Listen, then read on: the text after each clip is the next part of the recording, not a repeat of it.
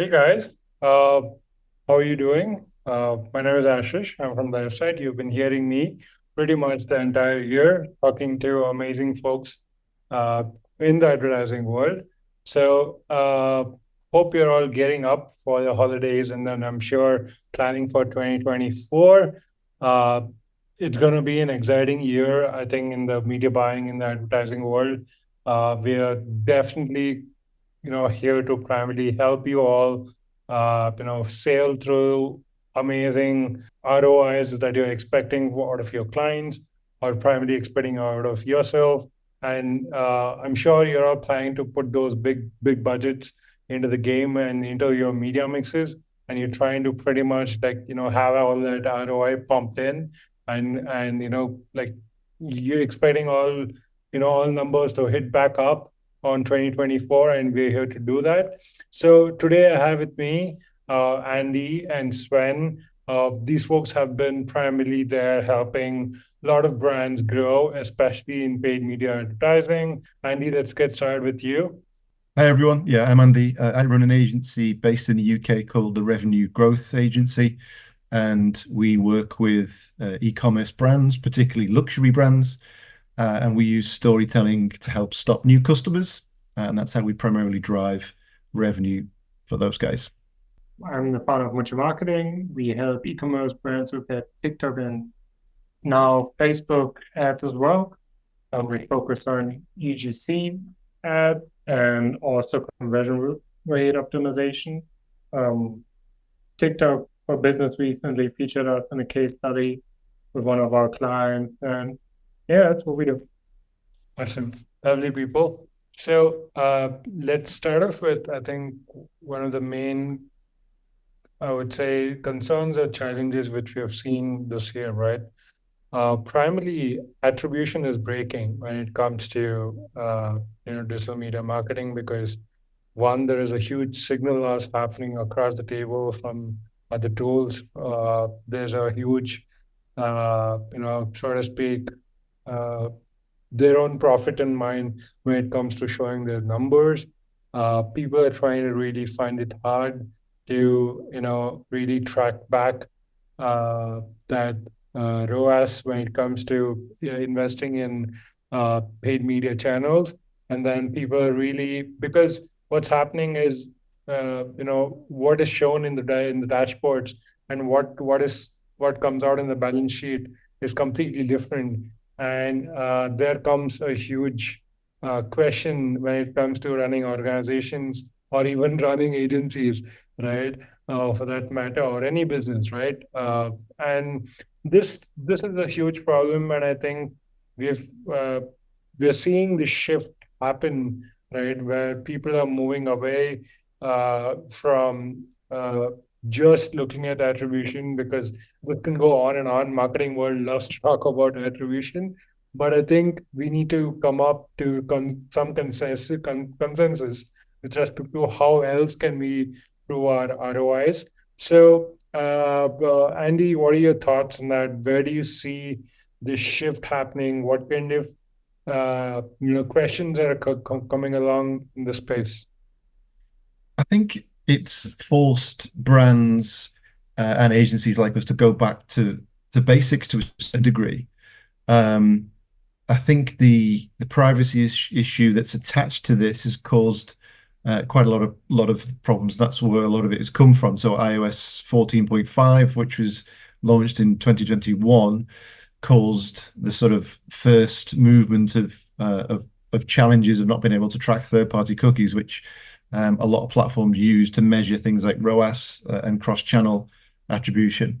So we've been sort of going back to basics a little bit in a sense that you can prove revenue within channel, particularly if you combine it with using first-party data. So you sort of remove the requirement of cookies out of the equation to a certain degree, not fully, but to a certain degree, and use server-to-server tracking, and then go back to basics. So Facebook now, or Meta as it's called, of course, they use a conversion API, which essentially is server-to-server driven. And that allows you much higher volumes and much more accurate data to do simple full funnel tests within the platform. And what we use that for, let's take Facebook as one example. You can use the Advantage Plus campaigns to run 3 separate campaigns within a structure, one which is more upper funnel activity, one campaign that's much more middle, and one campaign that's much more bottom funnel activity, and track within platform, but using a higher accuracy of data, which is led by server to server. And so what it allows you to do is run a prospecting campaign in the upper funnel, retarget middle, and retarget at the bottom of the funnel to give you a good idea of how you're going after new customers and therefore attribute the revenue accurately within channel. I think the challenge is that we know people, particularly on social, they generally use social, excluding TikTok, which I think is much more of a search engine. That's where most people are sort of searching for products and discovering products now. But historically, the likes of Facebook and Instagram is much more introducer for brands, and they convert via other channels such as organic search, paid search, email, affiliates, whatever the case may be. I think that's where the biggest challenge are. But if you can prove a case for prospecting through one channel and provide a positive ROAS through that, I think it makes the conversations of expanding cross-channel a bit easier. Sven, what are your observations around this? Yeah, I'm mainly a big fan, obviously, API to optimize and platform attribution, but for me, I'm big on post-purchase survey. One for attribution, 2 for getting more insight. So usually when we have a client, we sign a new client and they don't have a post-purchase survey, first thing we set up. Set up for attribution, you can, based on, let's say you get a 50% response rate and you make 10,000, like it shows you have $10,000 in revenue for TikTok or Facebook, whichever one. And then, I mean, it's pretty safe to assume that you actually make somewhere around 20,000 or so on those channels based on the responses. If you ask, where did you hear about us first? Obviously, there's like lag, first click attribution, and all that. So I think all that attribution overall is relatively not as important anymore anyway. Obviously, measure now things like marketing efficiency ratio. So basically just how much you spend overall versus how much you make. And kind of go by that. And I've seen it with a client we had, I believe we were running at a 2.5 or so according to our attribution platform on TikTok. It was like 7-day click attribution, so it's not even viewed through window. And I believe post-purchase service showed something like $75,000 in revenue, where the platform showed us 40,000. So long story short, we just saw that we had a lot more searches for the brand name and just in general, obviously the post-purchase surveys. So we were pretty confident just pushing in general and not necessarily looking at, okay, we have this exact ROAS. So yeah, for me, post-purchase surveys were, and then based on both of those and a little bit of obviously triple whale API and platform attribution, kind of just pushing. I mean, we make money as a brand overall, and it seems like we're profitable. And we, let's say, double the Facebook budget, and all of a sudden our profitability goes up 2 times or so. It's safe to say that attribution is either correct or incorrect, depending on what it shows. So, yeah. Okay. That's great. Nice. That's nice. So, one of the things that I think, from the last 3 months, we've been really observing within our community is that a lot of people are obviously not investing in more than like pretty much 6 channels, to be really frank, because we deal with quite a big amount of customers who put their money both in online and also offline activities for marketing. And when it comes to really taking those decisions, there's a lot of fight between the performance marketer and the brand marketer, right? Like this is and this is a huge trouble which we're seeing, because in the end, when we get on calls, the performance marketer wants to prove all that numbers that came from him or her, and then when the VP of marketing comes on a call, they're like, my brand marketer is saying that he ran a brand awareness campaign, and it was done offline. And what we had to do to address those is obviously connect the systems, get all that historical data from both the places, and then figure this out really for them, right?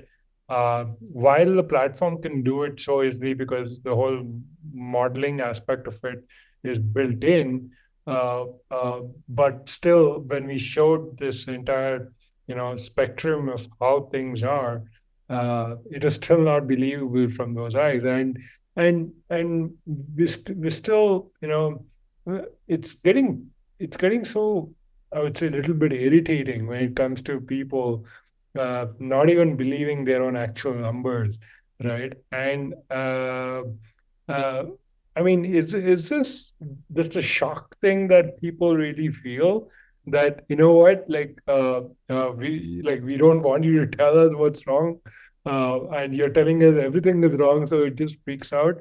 But I think uh, we've been trying to tell them that it's for your greater good, it's for better ROI and all that. How do you see people responding, especially your portfolios, when it comes to, if they're investing in both sides of the spectrum? On one side, they need sales, on the other side, they need brand awareness as well. How do you see these two goals really being played around? From our perspective, we use a phrase performance branding, which kind of brings the performance side with the branding side together, because ultimately those two things they're not two silos. They communicate directly with each other, whether the CMO CEO likes it or not. They do. It's a fact. So by looking at things, and Sven mentioned it really, which is what's happened over the last sort of 20 years, is we started off with quite simple testing. If you're doing nothing else in your business, but you spend 20 grand more in a month and your revenue and profit goes up, then you can attribute that to the extra spend. And I think what happened then after that is we got a lot more sophisticated tools. We relied almost solely on third-party tracking applications that told us right down to the last channel and an individual channel what the ROAS was and how it was working, what was influencing other channels. And because we can't do that as accurately now, we're moving back to what it was like 20 years ago, which is spend 20 grand more. If you do nothing else different, then that's incremental growth for you. Yeah.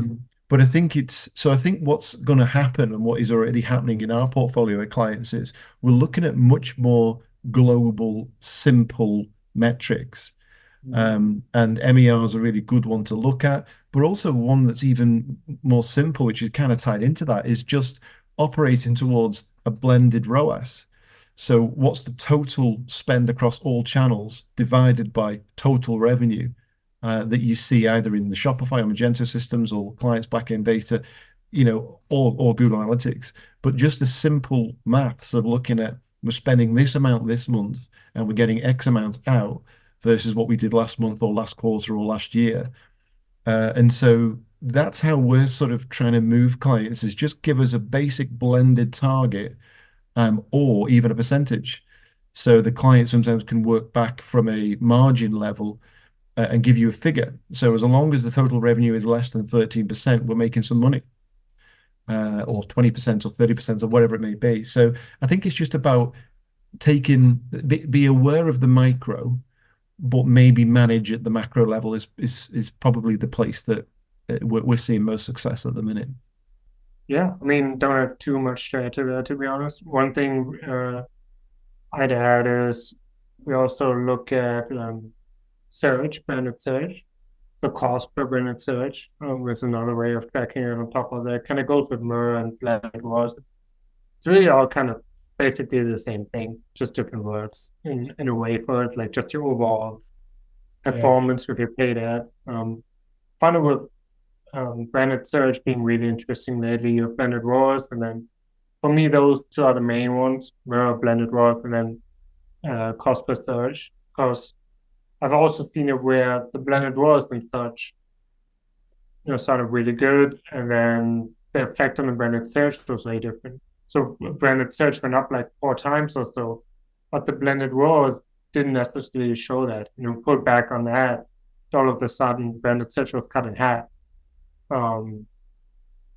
So So yeah, branded search, I think like cost per branded search term or whatever the specific term is, something I keep track of as well. Other than that, I mean, Andy hit it on the nail, hit the nail on the head.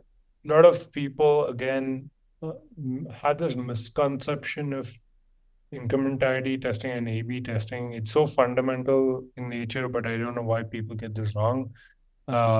Because like A/B is again like, hey, okay, like there's a control group, and then there's another group of people that you want to like really go about launching your new product, for example, right?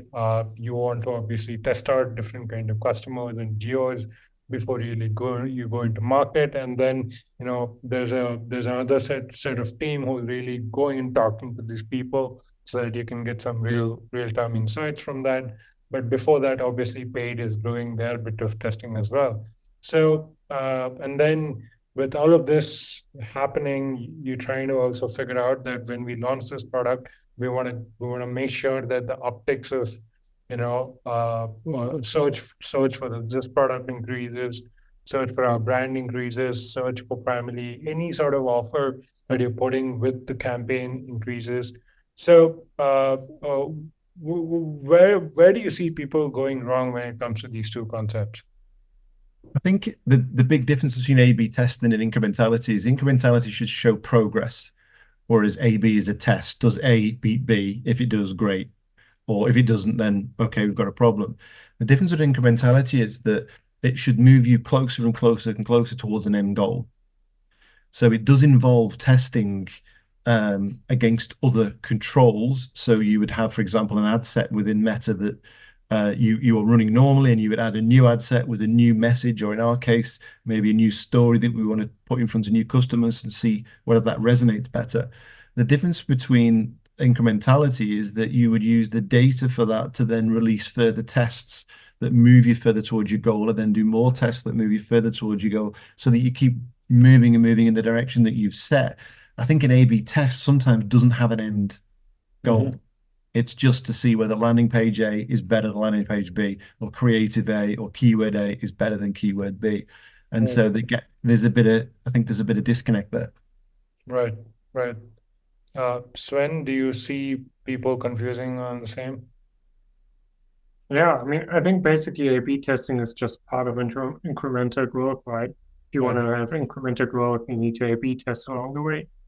I think it's just basically two different terms, and one is like a bigger term, like the big brand goal, big goal, and then A/B test is just a way to get there. Because how are you gonna have incremental growth if you're consistently A/B testing, improving your landing page and improving your ads, A/B testing with different audiences, whatever it is. Yeah, got it. Cool. I'm glad we cleared that out. Okay, so coming back to incrementality, right? So see, understanding incrementality when it comes to paid, like digital channels, is quite easy, right? Because you're trying to, maybe if you run a 6 months of data, you're trying to figure all that out. You're trying to pretty much know what went wrong, find patterns. You're trying to do all the scientific stuff possible to be able to really map this out. And then you're also seeing all that customer lifetime value as well across the table, so that you know which months of the period people are really buying more from you, or new customers are coming. And then like you're trying to figure this out, all of that, right? So, but when it comes to,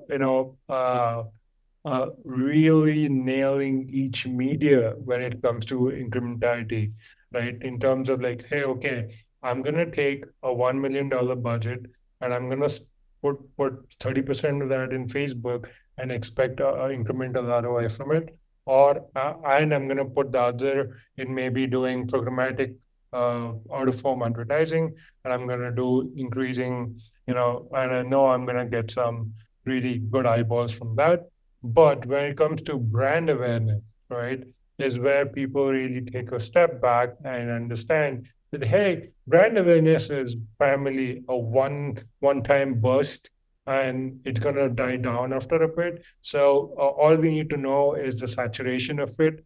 we really don't really need to understand the incrementality of it. But I feel that's wrong because uh, uh, uh, you need an overarching umbrella brand awareness going on to your customers so that they know about what kind of stories you're bringing, what kind of value you're bringing in, what do you stand for. There's a lot of things which people connect you with a brand, right? And it can just make sure that it provides that incremental growth for your company, even if you're putting paid money to do brand awareness activities as well.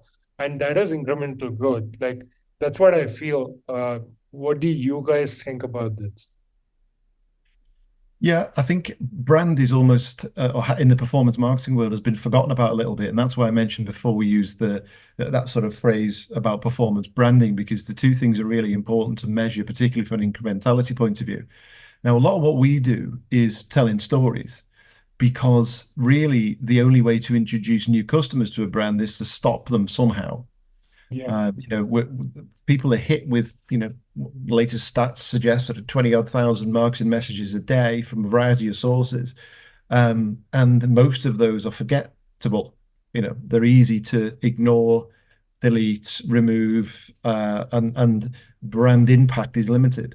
So one way to get around that is to tell a story, entertain people, move people, use emotion to stop the scroll, essentially. Now, what happens with that, and that is much more upper funnel activity, and what happens with that is that can only really manifest itself in a few ways. One is that someone sees something, it sparks something in their imagination, and they go and buy it instantly. And the second place that will manifest itself is in brand recognition.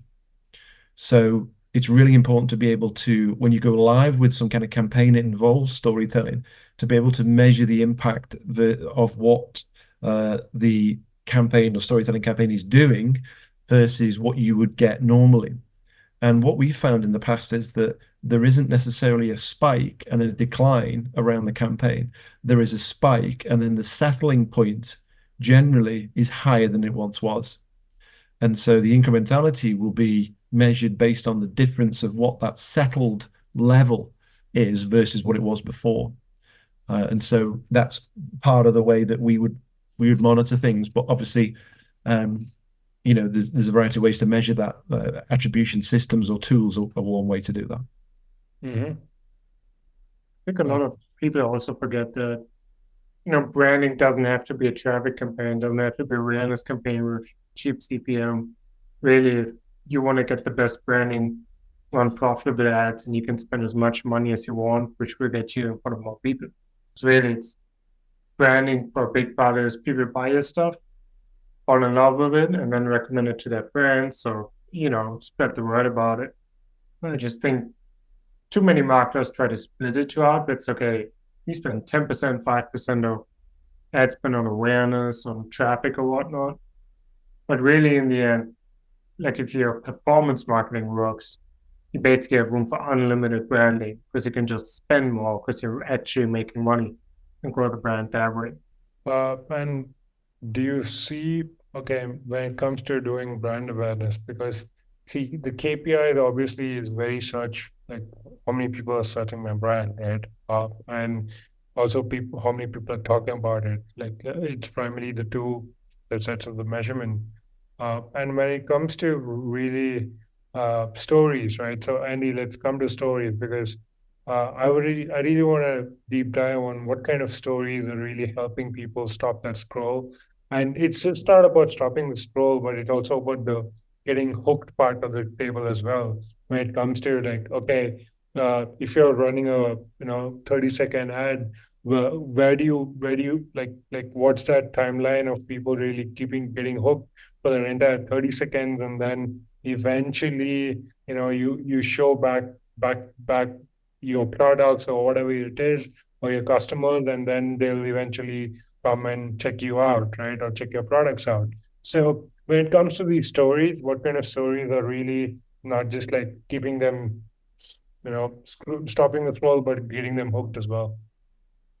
Well, here in the UK at the minute, it's 5 degrees today.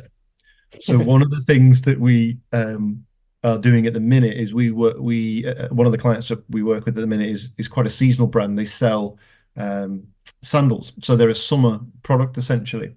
And one of the stories that we're running at the minute to target countries that are in cold times, because we target 40, 50 countries around the world, is we transport people, and I think away from the cold and into the sun. And so I think part of stopping people in their tracks often is about aspirational ideas or aspirational scenes where you take someone away from a cold office in central London and they close their eyes after they've seen your ad and they can picture themselves in a Greek sunset somewhere with a glass of wine and a nice salad somewhere. So I think part of that and telling a successful story can be quite simple. And it normally targets some form of emotion, and it most often sort of ports people away from where they are or what they're feeling at the time and moves them into a better place, as it were. Now, the challenge is that even doing that successfully can be forgetful. And so I mentioned at the start that you've really got to, particularly on social platforms, you've really got to hold new customers' hands and guide them through your journey and tell them your story through a sequence of ads, not just one ad. So it's not a case of stopping someone quickly in a 10-second ad, because as soon as they've been transported to the beach in Greece, within 3 seconds, they're back into the real world and they're off filing their papers in the cabinet or doing what they need to do. So there needs to be a sequence and there needs to be a story. So a lot of the times those stories are already within brands. They just need to be brought out and delivered quite simply. So in terms of recognition of brand and incrementality, there needs to be something that is an always-on strategy. It can't be just show them something, look at the ROAS, realize the ROAS is too low, and let's not do that again. It has to be part of something bigger and something longer. Mm-hmm. So are you hinting that like maybe somebody should really have a mission and they should have that mission campaign run across the table all the time? Yeah, I think what we tend to operate is in quarters. So we have an overall brand story that we tell in maybe 3 or 4 different ways across the year. And it keeps freshness, it keeps visibility, it keeps front of mind. And often the best performance stories that we tell happen over maybe 7, 8, 9, or 10 different ads. And most of the time across maybe 3 or 4 different platforms as well, which is again where some form of attribution reporting, whether it's really basic or a bit more advanced as far as we can in this data privacy world, that becomes super important to report back on the success of that. Sven, when it comes to TikTok, it's been such a it just meant for entertainment. It just meant for also knowing what I want and just like, just trying to have a fun time being in one platform, right? And then when people are really doing that, you try to, like again, advertise to them. And usually people tend to, again, listen to more with the creators that they like, right? And people usually tend to work with them and run their campaigns. But when it comes to even the paid side, how do you see that like even people in TikTok are stopping that scroll and keeping yourself hooked? Yeah, I think it just comes down to across all of your paid ads, like any side, you have the story. You just think no matter if it's TikTok or Facebook or Google, people should basically see something about your brand and associate it with a certain thing. Let's say you're selling the giant, they sell auto chairs, most packable chair in the world.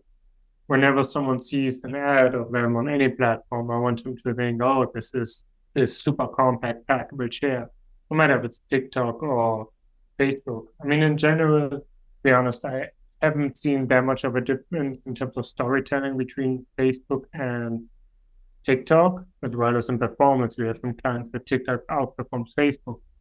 We have clients where Facebook outperforms TikTok. It's just about how well it's done and sometimes how the product fits on the platform. think TikTok can be, as well as Instagram Reels and Facebook Reels placement for the Facebook ad side, be a good way to also not tell a story in a classical way with something like, you tell a story and transform into the sunny side and such. It can also just be a funny thing.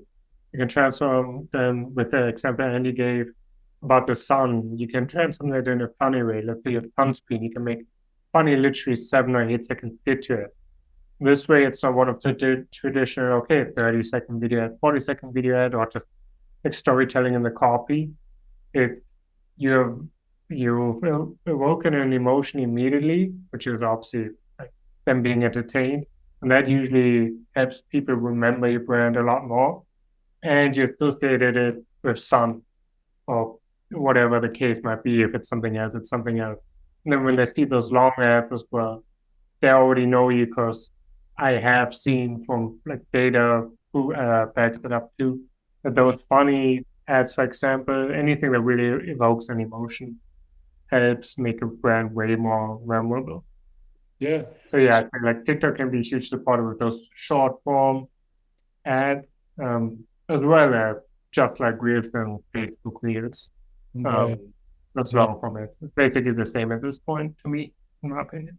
Yeah, I've also seen a lot of people, using what they do. Like, let's say if you're trying to build something for TikTok, I've seen some of them even put that out, even for programmatic OH as well on billboards and digital screens and all that. It's because well, people are having a busy day walking around, you're just providing that nice entertainment outdoors, really in the open arena, and then it just keeps people hooked, right? And there's a lot of people watching around, and I've seen a lot of brands do this as well, and get that recognition, and then people really retarget to that particular location with the same reel, and they're like, "Hey, I just saw this outdoors," and like it's coming on when they go back to their mobile phone and scrolling around.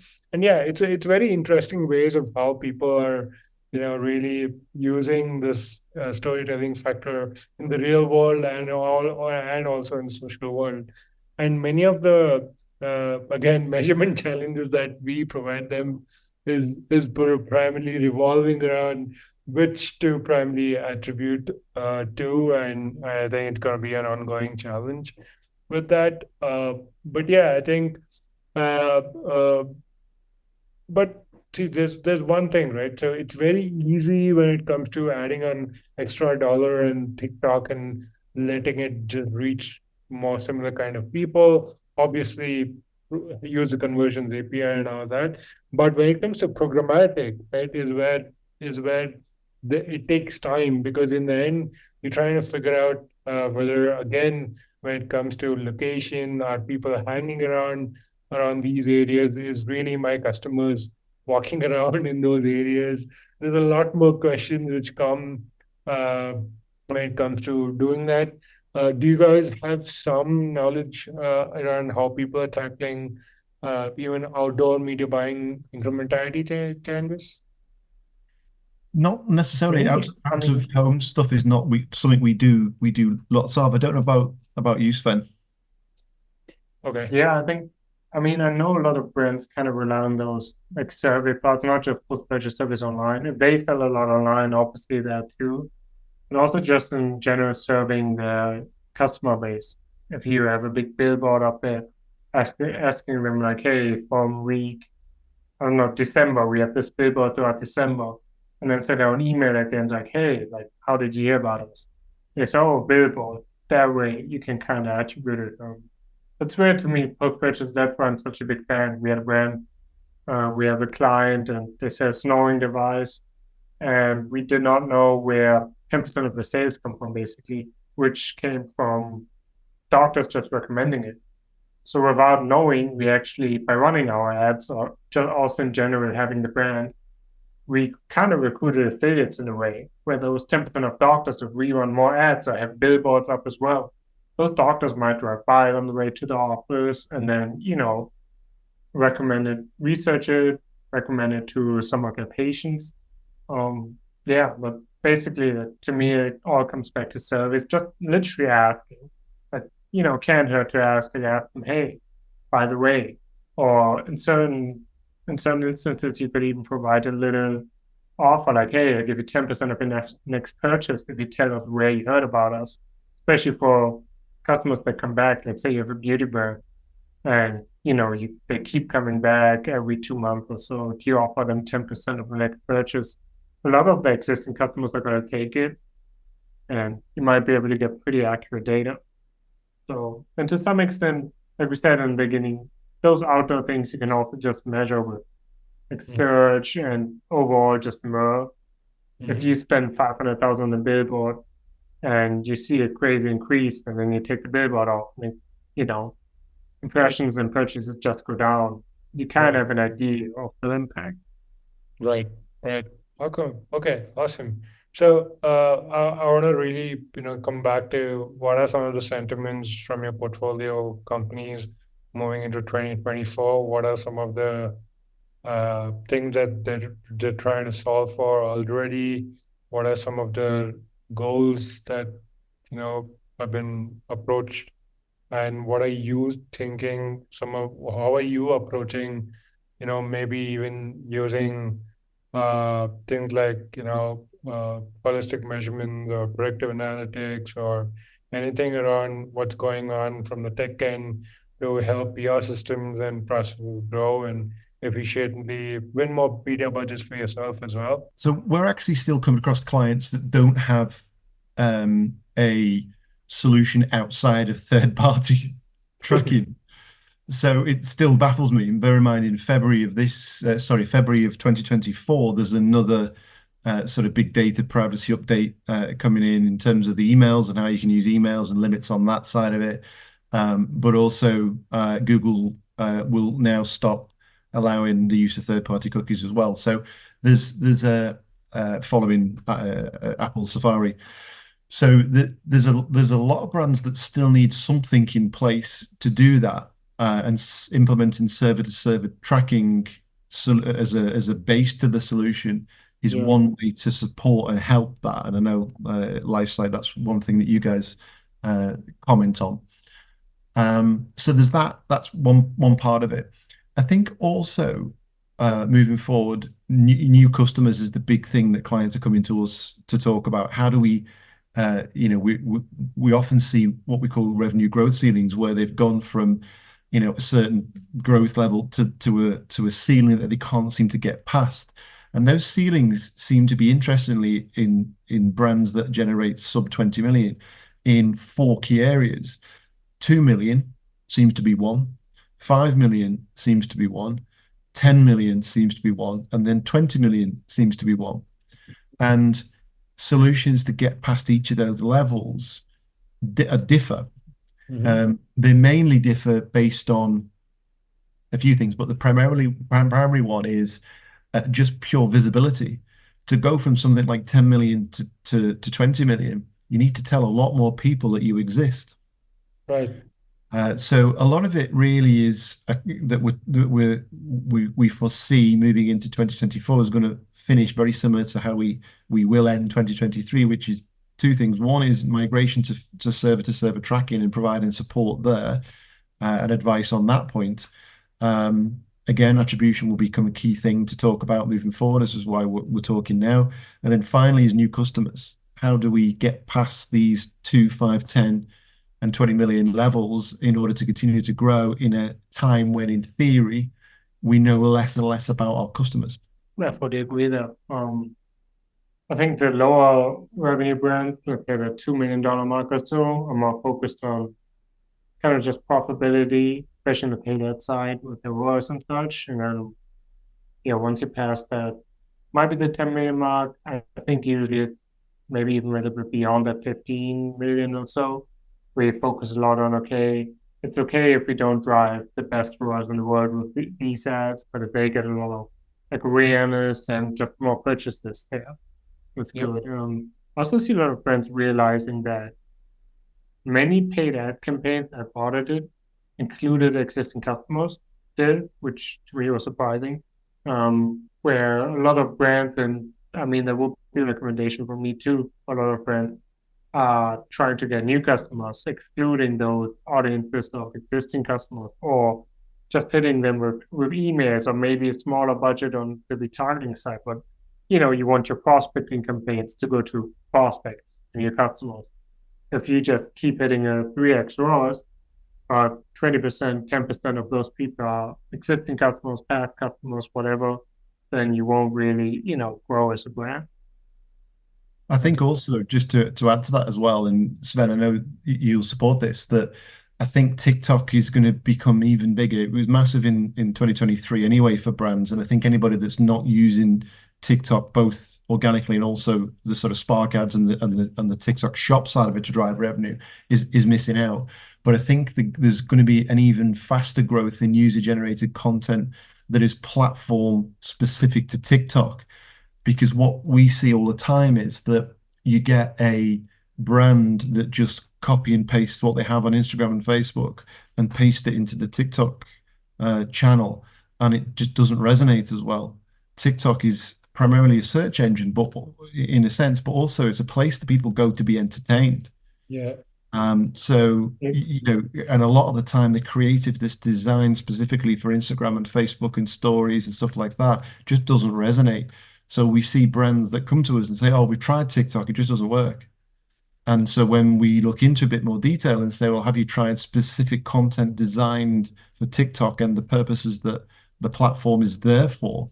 Most of the time the answer is no. And so when you introduce new creative specifically for that, and particularly user-generated content, which is really key for TikTok, then all of a sudden you start to get some traction. Yeah, and I also think, like you said, from Instagram to TikTok, it has to be platform specific for TikTok.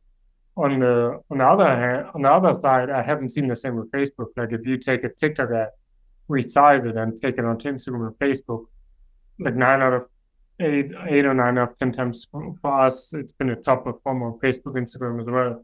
Because when I look at it from the organic side, from my own behavior, Instagram has become TikTok for 2 weeks delayed. Every trend you see on TikTok now, you're going to see on Instagram 2 weeks later. Yeah. So I don't know if this statement is true, but I feel like if you take a TikTok ad and put it to Instagram, you're essentially 2 weeks early with your Facebook ad. Does that make sense? There might even beat people to that and have something great on Facebook. And with that, I also have seen, like we talked about, what people look to do in 2024 are trying to do is the diversification, like getting TikTok going. Like you said, and people have tried and said it doesn't work when it does. Just trying to get another channel going, because there's so many 10, 20, $30 million businesses that pretty much rely on TikTok ads.